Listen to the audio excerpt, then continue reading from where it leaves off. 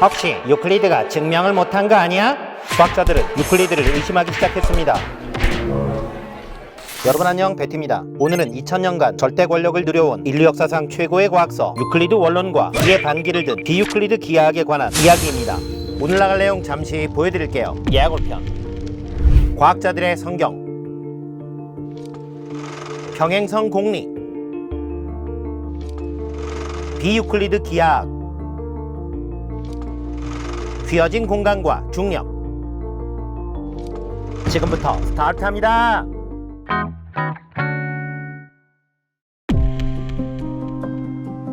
인류 역사상 가장 많이 인쇄된 책은 성경입니다. 하지만 학술서 중 가장 많이 인쇄된 책은 유클리드 원론입니다.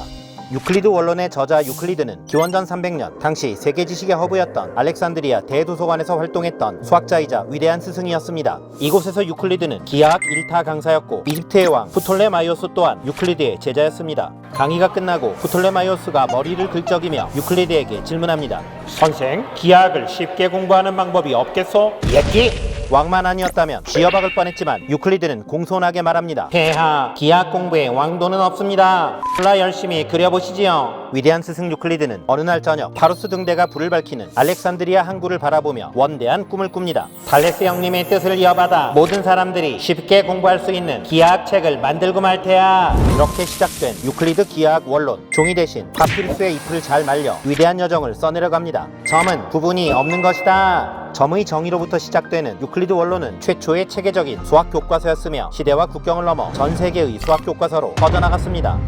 오늘날 대한민국의 중고등학교 교과서도 유클리드 원론을 각색한 것입니다. 기원전 300년, 우리나라로 따지면 고조선 시대에 집필한 책이 2300년이 지난 오늘날에도 사용되는 게 놀랍습니다. 이 책의 진짜 위대함은 10개의 공리만 가지고 13권에 수록된 465개의 이론을 아우르고 있다는 점입니다. 유클리드가 달랑 10개의 검으로 수학이라는 제국을 평정해버린 것입니다. 뉴턴과 아인슈타인을 포함한 많은 과학자들은 원론은 기하학에 내린 축복이다, 원론에 빠지면서 진짜 과학자가 될 수 있었다 라고 회고했습니다. 과학자들의 성경이었던 유클리드 원론, 유클리드의 원대한 꿈은 뉴턴과 아인슈타인이라는 위대한 거인을 탄생시킨 것입니다. 유클리드가 수학 제국을 평정한 10개의 검, 위대한 10개의 공리를 소개합니다. 이 중 5개는 연산과 대소에 관한 공리입니다. A는 B이고 A는 C이면 B는 C이다. A는 B이면 A 더하기 C는 B 더하기 C이다. A는 B이면 A 빼기 C는 B 빼기 C이다. 서로 포개어지는 것들은 같다. 전체는 부분보다 크다. 너무 쉬워서 당황스럽습니다. 나머지 5개는 기하에 관한 공리입니다. 한 점과 다른 점을 연결하는 직선은 하나뿐이다. 선분을 연장하면 하나의 직선이 된다. 임의의 점을 중심으로 임의의 길이를 반지름으로 하는 원을 그릴 수 있다. 모든 직각은 서로 같다. 한 직선 L이 다른 두 직선 MN과 만날 때 같은 쪽 내각의 합이 180도보다 작으면 MN은 서로 만난다. 역시 쉬워서 또 당황할 뻔했습니다. 그런데 5번 공리는? 맞는 말인데 그냥 받아들이기는 애매합니다. 혹시 유클리드가 증명을 못한 거 아니야? 수학자들은 유클리드를 의심하기 시작했습니다. 5번 공리는 원래 정리인데 유클리드가 증명을 못해 공리라고 던져놓고 그냥 외워 라고 강요하는 듯한 느낌을 받은 것입니다. 이후 2000년간 많은 수학자들은 5번 공리에 대한 증명을 도전했지만 번번이 실패했고 1795년 수학자 플레이페어는 5번 공리와 동치인 평행선 공리를 발견합니다. 한 직선 L과 그 외부의 점 P에 대하여 P를 지나고 L과 평행한 직선은 오직 하나뿐이다. 평행선 공리는 5번 공리보다 훨씬 이해하기 쉬웠지만 이 역시 증명할 수 없었습니다. 이쯤 되니 수학자들의 인내심도 바닥이 났습니다. 수학자들은 평행선 공리가 아예 거짓일지도 모른다고 생각했습니다. 평행선 공리, 만약 이 공리가 틀렸다고 가정하면 L과 평행한 직선이 무수히 많거나 L과 평행한 직선이 없게 됩니다. 1800년대 초 가우스, 불리아이, 로바체프스키는 다른 장소에서 같은 생각을 합니다. 만약 P를 지나고 L과 평행한 직선이 여러 개라면, 그런데 이렇게 가정해도 전혀 모순이 없었으며 이를 공리로 하는 쌍곡기하학이 탄생합니다. 말란장처럼 안쪽으로 휘어진 평면에서 점 P를 지나고 L과 평행한 직선은 무수히 많이 나올 수 있습니다. 또한 유클리드 평면에서 삼각형의 내각의 합은 180도이지만 쌍곡기하학에서 삼각형의 내각의 합은 180도보다 작아집니다. 상식을 파괴하는 새로운 공간이 탄생한 것입니다. 1850년경 가우스의 애제자 리만은 스승과 정반대의 고민을 합니다. 만약 B를 지나고 L과 평행한 직선이 없다면, 그런데 이 가정 역시 모순이 없었으며 이를 공리로 하는 타원기하학이 탄생합니다. 우리가 살고 있는 지구 위에서 직선을 그으며 지구와 반지름이 같은 원이 만들어지는데 이를 대원이라고 부릅니다. 대원 중 하나인 적도 L을 긋습니다. L 외부에 있는 점 P를 지나는 대원은 반드시 L과 만나게 됩니다. 즉 적도와 평행한 대원은 없습니다.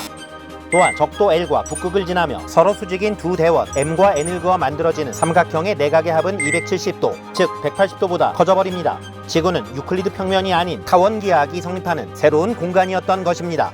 오늘날 쌍곡기하학, 타원기하학과 같이 안으로 밖으로 휘어진 공간에서의 기하학을 비유클리드 기하학이라고 하며 역사학자들은 비유클리드 기하학을 근대과학의 코페르니쿠스적 혁명으로 극찬하고 있습니다.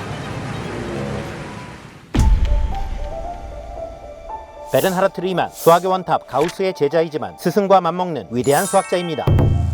결핵으로 인해 40세에 세상을 떠났지만 리만 적분, 리만 기하, 리만 다양체, 리만 가설 등등 수학의 다방면에 자신의 상표를 새겨놓았습니다.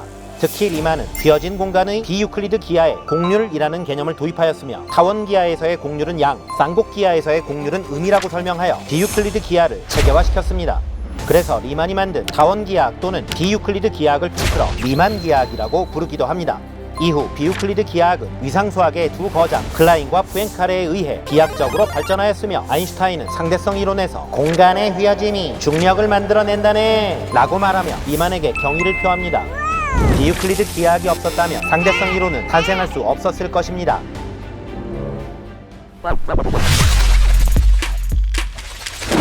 위대한 과학자 뉴턴은 나는 거인의 어깨 위에서 세상을 보았을 뿐이다 라고 말했습니다. 이제 아인슈타인 선생님께 마이크를 드리겠습니다. 선생님, 도대체 누구 어깨 위에서 세상을 보신 겁니까?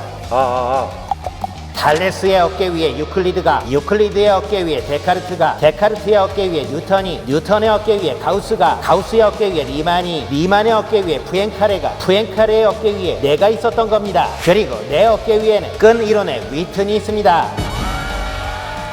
이제 기하학의 계보를 알 것 같습니다. 지금까지 베티였습니다. 바이.